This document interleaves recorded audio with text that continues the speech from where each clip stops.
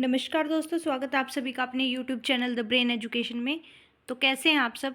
तो आज से जो है हमने एक नई सीरीज़ स्टार्ट की है पेडागोजी की, तो जिसमें आज हम पढ़ेंगे बाल विकास और अध्यापन के बारे में। तो ये जो क्वेश्चंस हैं आपके एस्टेट टीजीटी पीजीटी के लिए बहुत ज़्यादा इंपॉर्टेंट रहने वाले क्वेश्चन हैं। तो जिसको भी क्लासेस अच्छी लगे तो लाइक शेयर और कमेंट में अपना रिव्यू ज़रूर देते रहा करिए। इससे जो है हमारे को भी मोटिवेशन मिलता है बहुत। तो इन क्वेश्चंस में जो है आपको जो भी आपके ऑप्शंस होंगे उनके बारे में फुल एक्सप्लेनेशन की जाएगी। तो जिसको भी अच्छा लगे तो अपना लाइक शेयर और कमेंट ज़रूर करिए। तो चलो स्टार्ट करते हैं। क्वेश्चन नंबर फर्स्ट आपका, पियाजे मुख्य रूप से किसके अध्ययन के लिए जाने जाते हैं। तो पियाजे मुख्य रूप से किसके अध्ययन के लिए जाने जाते हैं। तो पियाजे मुख्य रूप से संज्ञात्मक विकास के लिए जाने जाते हैं। किसके लिए जाने जाते हैं। संज्ञात्मक विकास के लिए। तो संज्ञात्मक विकास के अध्ययन के क्षेत्र में जो है जिन पियाजे का सिद्धांत एक अभूतपूर्व सिद्धांत आंका गया है, उन्होंने बालकों के चिंतन, तर्कणा के विकास के जैविक तथा संरचनात्मक तत्वों पर बल डालते हुए संज्ञात्मक विकास की व्याख्या की है।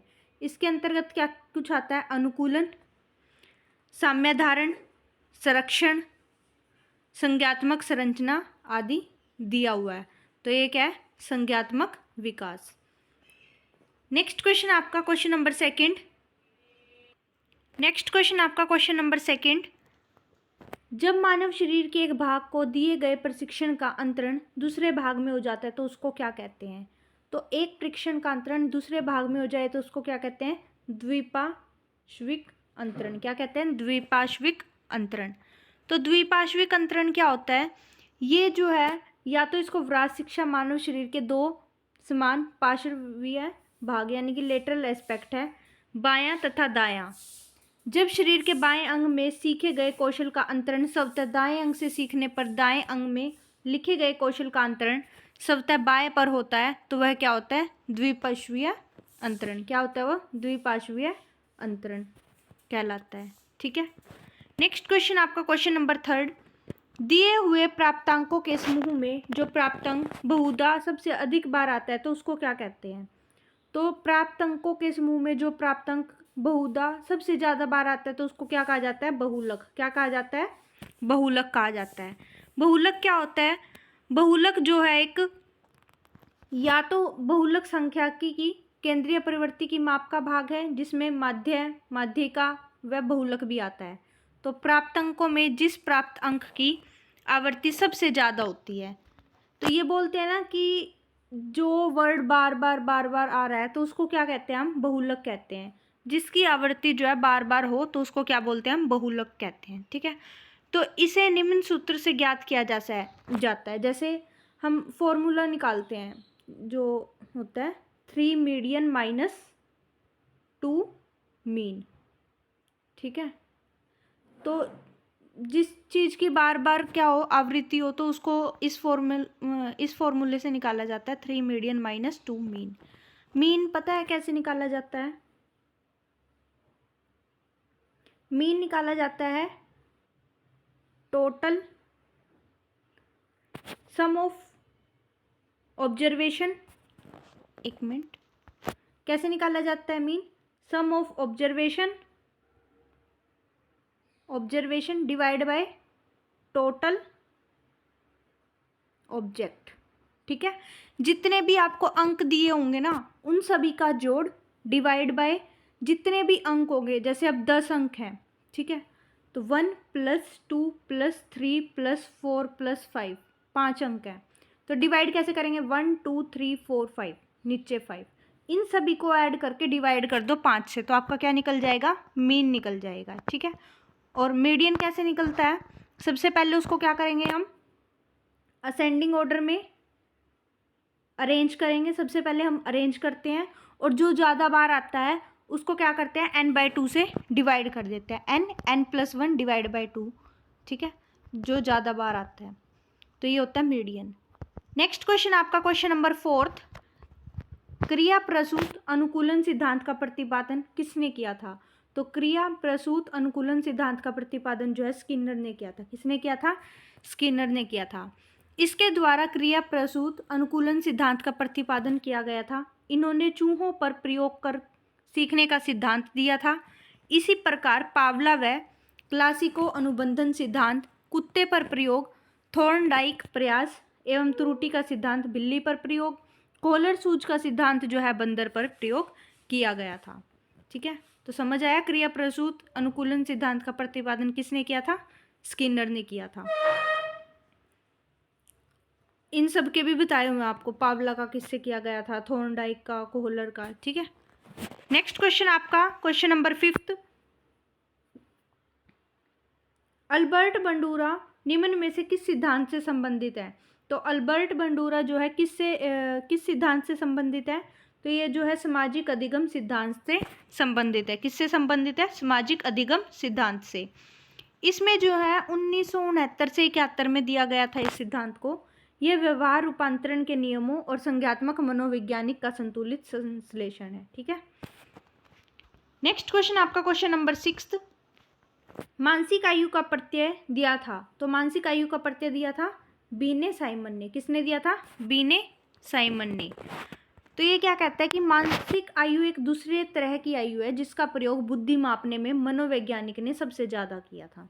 तो मानसिक आयु का मतलब तो यही हो गया ना कि बुद्धि मापने के लिए इसको यूज़ किया जाता था। तो इस संप्रत्यय का प्रतिपादन बीने तथा साइमन ने किया था। बीने और साइमन ने किया था। तैथिक आयु जैसे जन्म से लेकर आज तक जो आयु है, मतलब कि जिसको हम बर्थडे बोलते हैं ना, तो ये जो है जन्म से लेकर आज तक की आयु से होता है। जबकि मानसिक आयु उनकी बल बुद्धि है बुद्धि लब्धि मानसिक आयु 100 तथा तैथिक आयु कितनी बताई गई है इन्होंने?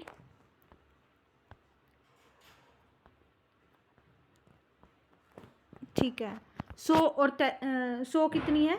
तैथिक आयु कितनी होगी? 100 होगी। ठीक है, नेक्स्ट क्वेश्चन आपका क्वेश्चन नंबर 7। क्वेश्चन नंबर 7 आपका निम्नलिखित में से कौन सा सीखने का नियम नहीं है? तो सीखने का नियम कौन सा नहीं है? तनाव का नियम। कौन सा? तनाव का नियम सीखने का नियम नहीं है। अब तत्परता का नियम भी हम सीख सकते हैं, है ना, प्रभाव का भी सीख सकते हैं और अभ्यास का नियम भी सीख सकते हैं, लेकिन जो एक तनाव का नियम है ना, ये नहीं हम सीख सकते। तो तनाव का नियम जो है अन्य 3 तत्परता का नियम, प्रभाव का नियम, अभ्यास का नियम और अधिगम के नियम, जिसे थॉर्नडाइक ने अपने प्रयास और त्रुटि के अधिगम सिद्धांत में दिया था। तो इन तीनों नियमों को किसने दिया था? थॉर्नडाइक ने। और तनाव का नियम जो है इनसे अलग है। नेक्स्ट क्वेश्चन आपका क्वेश्चन नंबर 8। संबद्ध प्रतिक्रिया सिद्धांत में पावलोव ने प्रयोग किया। तो किस पे प्रयोग किया था? वो इन्होंने कुत्ते पर किया था। किस पे किया था? कुत्ते पर। कुत्ते पर पावलोव द्वारा अधिगम क्लासिकी अनुबंधन का प्रतिपादन किया गया था, जिसमें उन्होंने कुत्ते पर प्रयोग किया था। बिल्ली पर थॉर्नडाइक द्वारा किया गया था और चूहे पर स्किनर द्वारा और बंदर पर कोहलर एवं कोफा ने प्रयोग किया था। समझ आया? तो पिछले क्वेश्चन से ही रिलेटेड है ये, तो मेरे हिसाब से अब तक तो आपको याद भी हो जाना चाहिए, बार बार रिपीटेड हो रहा है। नेक्स्ट क्वेश्चन आपका क्वेश्चन नंबर 9। सूझ द्वारा सीखने के सिद्धांत का प्रतिपादन किया। तो सूझ द्वारा सीखने का प्रतिपादन किसने किया था? ये जो है कोहलर ने किया था। किसने किया था? कोहलर ने किया था। सूझ द्वारा सीखने के सिद्धांत कोहलर महोदय ने किया था। इस सिद्धांत के अनुसार अधिगम किसी अभ्यास का प्रशिक्षण नहीं, वस्तुतः अचानक आई सूझ में होता है। इन्होंने बंदर पर इन सिद्धांतों का प्रयोग किया था। पता लगा ना कि किसने किया था? बंदरों पर इन्होंने सबसे पहले ये चीज यूज की थी, कोहलर ने। नेक्स्ट क्वेश्चन आपका क्वेश्चन नंबर 10। कार्य को आरंभ करने, जारी रखने और नियमित करने की प्रक्रिया है। तो कैसी प्रक्रिया है ये? एक प्रेरणादायक प्रक्रिया है। कैसी प्रक्रिया है? प्रेरणा प्रक्रिया है। तो अभिप्रेरणा किसी कार्य को प्रारंभ करने, जारी रखने और नियंत्रित करने और नियमित करने की प्रक्रिया है। ये किसके अनुसार दिया गया है? गुड के अनुसार दिया गया है। ठीक है, according to good. Next question आपका क्वेश्चन नंबर 11। विस्मृति कम करने का उपाय क्या है? तो विस्मृति कम करने का उपाय जो है पाठ की पुनरावृत्ति। ठीक है, विस्मृति कम करने का उपाय क्या है? पाठ की पुनरावृत्ति। इसमें क्या होता है? विस्मरण स्मृति का एक नकारात्मक या फिर ऋणात्मक पक्ष है। गेल्डोर ने 1963 के विस्मरण को एक नकारात्मक घोषणा माना है। इस प्रकार पाठ की पुनरावृत्ति द्वारा ही धारणा रिटेंशन को बढ़ाया जा सकता है और विस्मृति को कम किया जा सकता है। ठीक है, तो ये जो है पाठ की पुनरावृत्ति विस्मृति कम करने का उपाय है। नेक्स्ट क्वेश्चन आपका क्रोध व भय प्रकार है। क्रोध और भय जो है संवेग के प्रकार है। किसके प्रकार है? संवेग के। संवेग, क्रोध व भय संवेग के प्रकार है। मैकडूगल द्वारा इसी प्रकार 14 संवेगों की व्याख्या की गई है। संवेग एक जटिल अवस्था होती है जिसमें कुछ आंगिक प्रतिक्रियाएं जैसे कि हृदय की गति में परिवर्तन, रक्तचाप में परिवर्तन, सांस की गति में परिवर्तन और इसके अलावा बाहरी अंगों में भी परिवर्तन होता है। तो ठीक है, क्रोध और भय जो है किसके प्रकार है? संवेग के प्रकार है।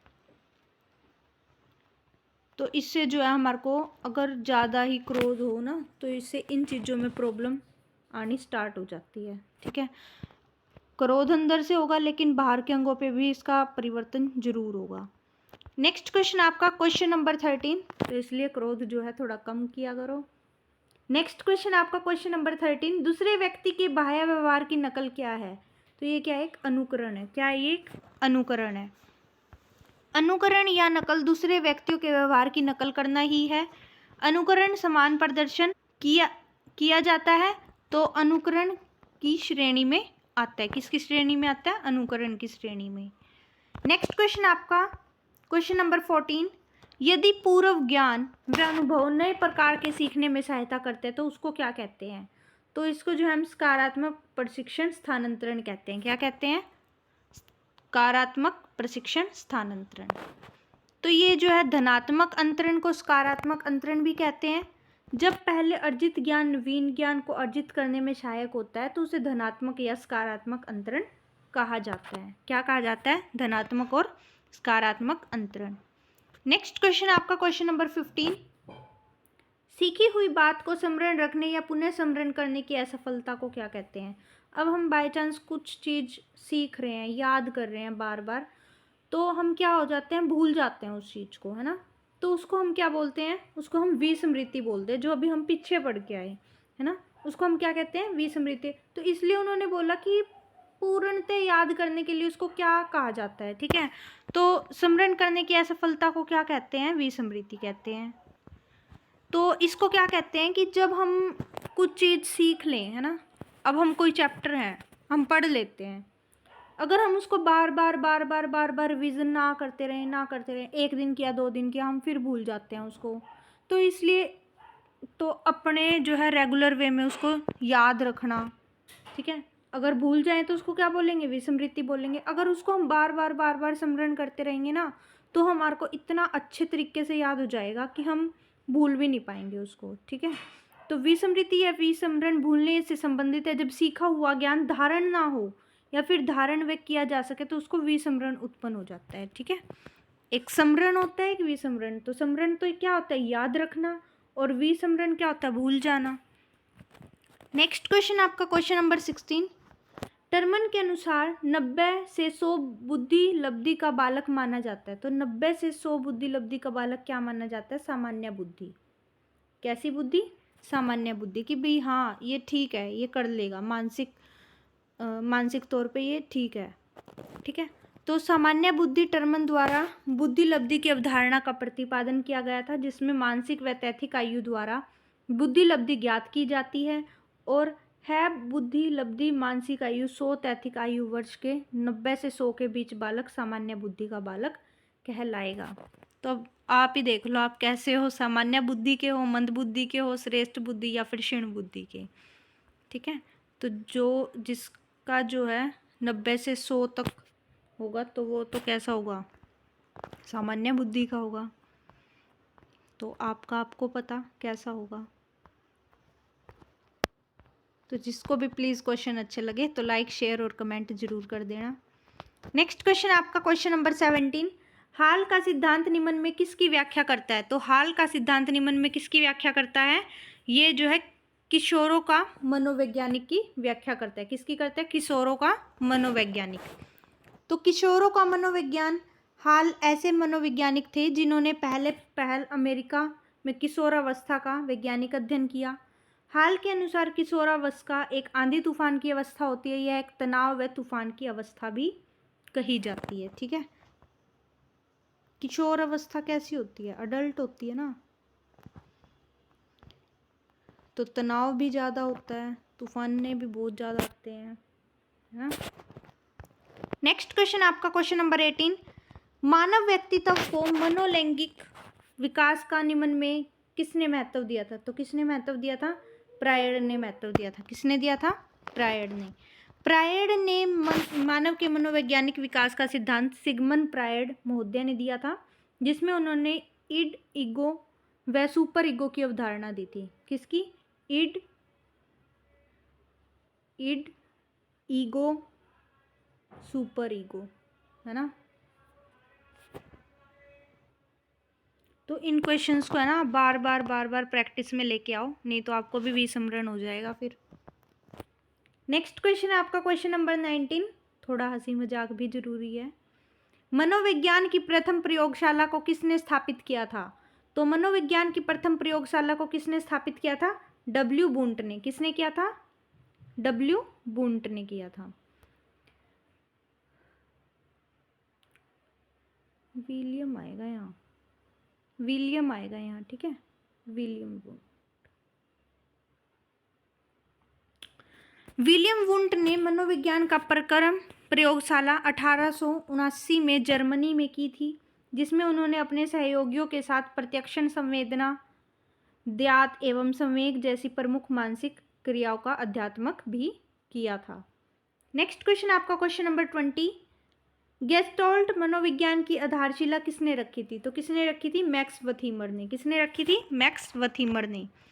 तो गेस्टोल्ट मनोवैज्ञानिक की आधारशिला 4 जर्मन मनोवैज्ञानिक जैसे मैक्स वथीमर, वोल्फ्गैंग कोहलर, कुर्ट कोफा तथा लेविन ने इसको रखा था।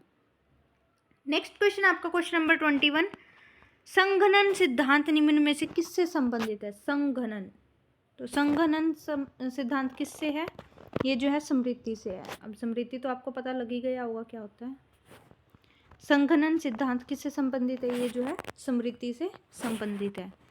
नेक्स्ट क्वेश्चन आपका क्वेश्चन नंबर 22, अक्षेत्र सिद्धांत निम्न में से किस वर्ग का सिद्धांत है? तो अक्षेत्र सिद्धांत जो है किस वर्ग का सिद्धांत है?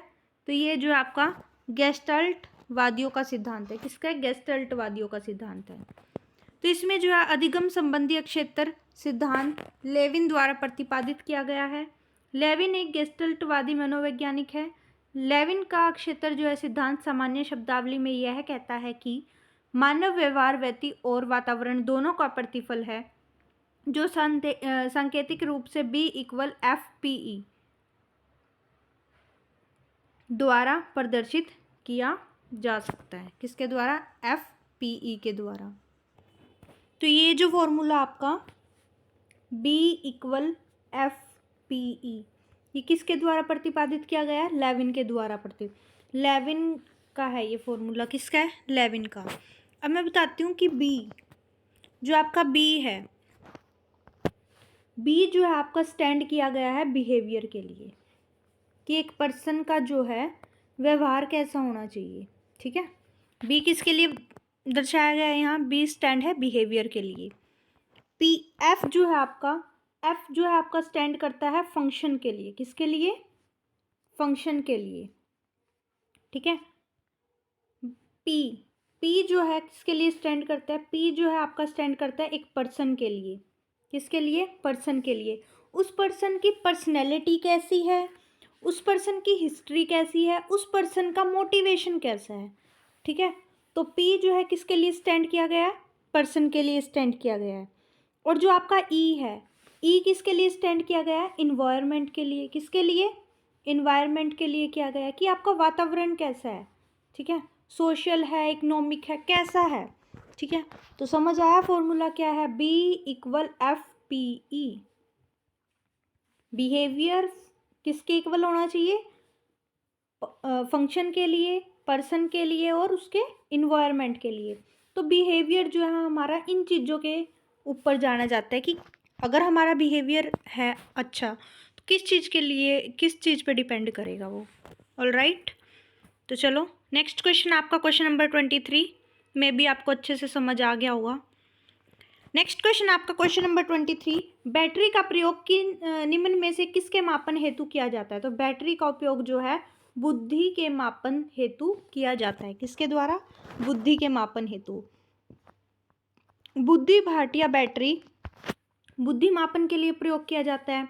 भाटिया द्वारा भारत में बुद्धि परीक्षण का निर्माण किया गया था और यह एक शाब्दिक बुद्धि परीक्षण है। कैसा है? ये एक शाब्दिक बुद्धि परीक्षण है। नेक्स्ट क्वेश्चन आपका क्वेश्चन नंबर 24, अभिक्रमायोजित अधिगम का प्रत्यय किसने दिया था? तो अभिक्रमा आयोजित अधिगम का प्रत्यय जो है किसने दिया था? ये जो आपका स्किनर ने दिया था। किसने दिया था? स्किनर ने दिया था। स्किनर जिस प्रकार व्लाव का नाम क्लासिकल अनुबंध से जुड़ा है, उसी प्रकार स्किनर का नाम संवेगात्मक अनुबंधन से जुड़ा हुआ है। संवेगात्मक अनुबंधन का क्रिया प्रसूत अनुबंधी में कहा जाता है। नेक्स्ट क्वेश्चन आपका क्वेश्चन नंबर 25, व्यवहारिक क्षमताओं में वह सापेक्ष स्थायी परिवर्तन जो कि प्रचलित अभ्यास का परिणाम होता है, तो उसको क्या कहा जाता है? उसको अधिगम कहा जाता है। क्या कहा जाता है? अधिगम कहा जाता है। सीखना या अधिगम एक ऐसी प्रक्रिया है जिसके द्वारा अनुभूति या अभ्यास के फलस्वरूप व्यवहार में अपेक्षाकृत स्थायी परिवर्तन होता है। नेक्स्ट क्वेश्चन आपका क्वेश्चन नंबर 26, संज्ञान किस बुद्धि के सिद्धांत का हिस्सा है? तो संज्ञान जो है गिलफोर्ड का सिद्धांत है। किसका सिद्धांत है? गिलफोर्ड का सिद्धांत है। गिलफोर्ड का सिद्धांत, गिलफोर्ड 1907 तक विचार बुद्धि के सभी तत्वों के 3 विमाओं में सुसंगठित किया जाता है। जैसे वो 3 विमाएं क्या है? एक तो संक्रिया, विषय वस्तु और उत्पादन। तो ये तीनों जो है गिलफोर्ड का सिद्धांत है। नेक्स्ट क्वेश्चन आपका क्वेश्चन नंबर 27, 8 वर्ष के सुधीर की मानसिक आयु 10 वर्ष है। 8 वर्ष के सुधीर की मानसिक आयु, ओके। ये कैसी आयु आपकी? तैथिक आयु। 8 वर्ष कैसी आयु आपकी? तैथिक आयु कितनी है? 8 वर्ष है, ठीक है। और जो आपकी मानसिक आयु है, इनमें डिफरेंस तो पता लग गया था ना आपको? ये है आपकी 10 साल। तो उसकी बलबुद्धि कितनी होगी? बताओ उसकी बलबुद्धि कितनी होगी? तो उसकी बलबुद्धि कितनी होगी? 125। कितनी होगी? 125। अब जो मतलब 10 वर्ष उसकी मानसिक आयु है, ठीक है। 10 है, 100 है, 100, 125। वास्तविक आयु कितनी होगी उसकी? 8 होगी। वास्तविक आयु मतलब टोटल आयु कितनी होगी उसकी? 8 होगी। तो बुद्धि लब्धि कितनी होगी उसकी? 125 बताया मैंने। बुद्धि लब्धि को हम बोलते हैं आईक्यू लेवल, ठीक है। क्या बोलते हैं? आईक्यू। तो आपको पता है कि ये कैसे निकाला जाता है? आईक्यू लेवल कैसे चेक किया जाता है ये? चलो जिसको नहीं पता मैं बता देती हूँ कैसे निकाला जाता है ये। अब जैसे उसकी मानसिक आयु 10 वर्ष है, ठीक है। उसको हमने ऊपर रखा, मानसिक आयु को ऊपर रखा। डिवाइड में क्या रखा? उसकी जो तैथिक आयु है, तैथिक आयु कितने वर्ष है उसकी? 8 वर्ष है। कितने वर्ष है? 8 वर्ष है। तो उसको अगर हम 100 से गुणा कर देंगे तो आईक्यू लेवल निकल जाएगा उसका। कैसे? 8 एकम 8, आगे नहीं जा रहा, 0.25। और डिवाइड में फिर 100 कर देंगे, है ना। तो 100 से 100 कैंसिल, तो उसका आईक्यू लेवल कितना निकल गया? 125। तो इस तरीके से जो है आपका आईक्यू लेवल 125 आया। अगर इसी की जगह कुछ और होता, अभी मैं आपको एक क्वेश्चन दे रही हूँ कि अगर उसकी तैथिक आयु तो 10 वर्ष है। कितने वर्ष है उसकी तैथिक आयु? 10 वर्ष। आप सभी ने कमेंट करना है इसका आंसर, और जिसने भी नहीं किया ना तो इसका मतलब उन्होंने ना तो सीखा और ना उनको आया, ठीक है। तैथिक कितनी है उनकी? 10 वर्ष है, ठीक है। और जो उसकी मानसिक आयु है वो कितनी है उसकी? 12 वर्ष है। दोनों चीज़ें पता लगी? तो इसका आईक्यू लेवल निकाल के दिखाना। जिसको भी नहीं आया तो उसने मतलब ना तो क्लास अच्छे से देखी और ना ही उनको आएगा फिर आगे। तो आईक्यू लेवल निकाल के दिखाना जैसे मैंने निकाल के दिखाया। दोबारा बता रही हूँ मैं, उसका फॉर्मूला क्या था। सबसे ऊपर क्या रखेंगे? उसकी मानसिक आयु, मानसिक आयु रख ली। डिवाइड में क्या रखेंगे? उसकी तैथिक आयु। और मल्टीप्लाई किससे कर देंगे? 100 से उसको मल्टीप्लाई कर देंगे। किससे कर देंगे?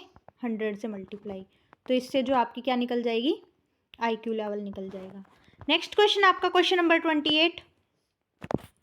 संवेग का कौन सा सिद्धांत इस विचार को मानता है कि संवेगात्मक अनुभव संवेगात्मक व्यवहार पर आधारित है?